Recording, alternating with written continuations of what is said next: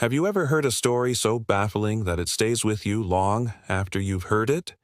For me, that story is the disappearance of Malaysia Airlines Flight 370. I'd always known the name, MH370, but I never truly grasped the depth of the mystery until I decided to dive headfirst into the details. I spent weeks, months even, poring over official reports, watching interviews with aviation experts, and reading articles from around the world, all in an attempt to understand what happened on that fateful morning of March 8, 2014. It all started as a routine overnight flight.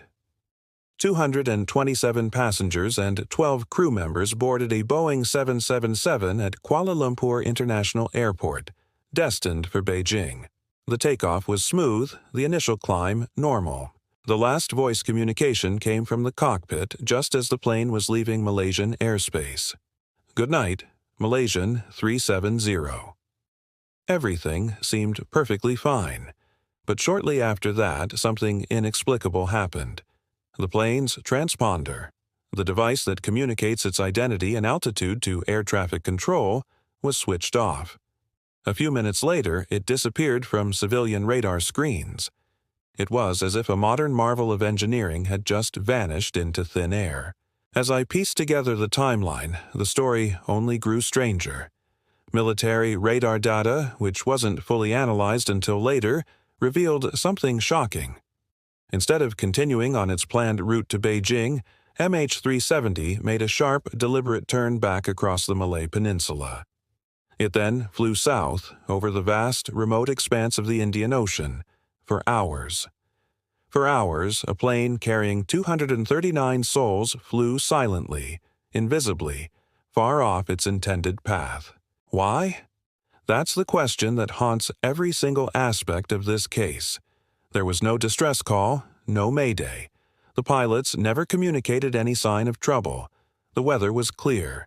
There was no indication of a catastrophic technical failure that would explain such a controlled, prolonged deviation. The initial search and rescue operation was chaotic. For days, teams scoured the South China Sea, where the plane was last seen on civilian radar. But they were looking in the wrong place. It was only after a British satellite company, Inmarsat, conducted a brilliant analysis of faint, hourly pings from the aircraft's satellite data unit that the search area was dramatically shifted. These pings, or handshakes, didn't provide a precise location, but they allowed investigators to plot two enormous arcs of possible final locations, one to the north over Central Asia and one to the south, deep in the southern Indian Ocean. Given the amount of fuel on board, the southern corridor was deemed the only plausible route. This led to one of the largest, most expensive, and most difficult search efforts in human history, covering a vast, unforgiving stretch of ocean floor often called the Roaring Forties for its brutal weather. Despite years of searching with submarines and sonar, they found nothing, not a single piece of the main wreckage. This complete lack of evidence has, of course, fueled endless speculation. I explored every major theory, trying to find one that fits all the facts. The first is a catastrophic mechanical failure, or fire, perhaps an electrical issue that knocked out communications and incapacitated the crew. But this theory struggles to explain the deliberate turns the aircraft made and the fact that it continued to fly for 7 more hours. Why would a disabled plane fly such a precise, yet bizarre, route? Then there's the hijacking theory. Could someone have taken control of the plane? This could have been terrorists, or perhaps even a stowaway. But no group has ever credibly claimed responsibility, which is highly unusual for a terrorist act. Furthermore, security screenings at Kuala Lumpur Airport found no red flags. The motive remains a complete blank. What would be the goal of hijacking a plane only to fly it to the middle of nowhere until it runs out of fuel?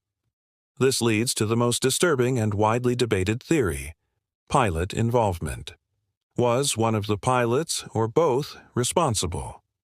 The captain, Zahari Ahmad Shah, was a highly experienced and respected senior pilot.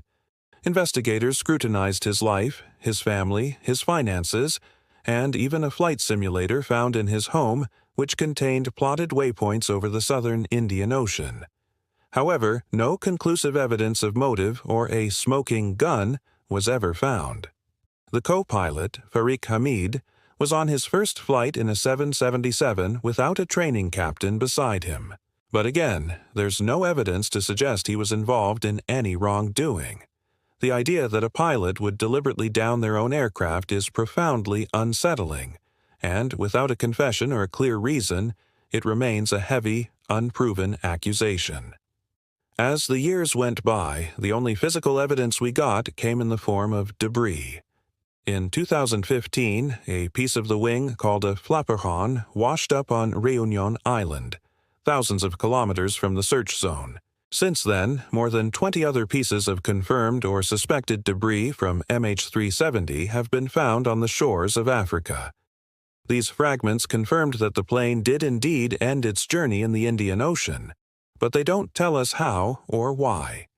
Did it crash at high speed, or was it a controlled ditching? Experts have analyzed the debris for clues, but the answers remain elusive. The more I learned, the more I imagined what it must have been like on that plane. What were the passengers experiencing? After the turn, did they notice they were flying in the wrong direction?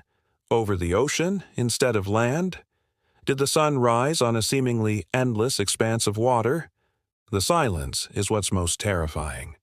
The silence from the cockpit, the silence of the transponder, and the 7-hour silence as the plane flew towards its doom. It's a void in our understanding. We live in an age of constant connection, GPS, and surveillance.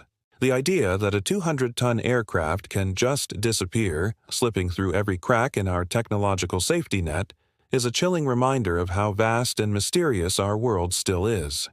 Even after all the official investigations, the documentaries, the books, and the countless hours of analysis by experts and amateurs alike, we are no closer to the definitive truth.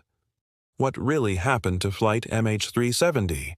Was it a tragic accident compounded by a series of unfortunate events? A meticulously planned mass murder-suicide? A hijacking gone wrong? Or something else entirely?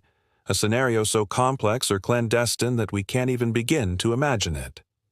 The families of the 239 people on board have been living in a state of limbo for over a decade, without answers, without closure, and without even a place to mourn.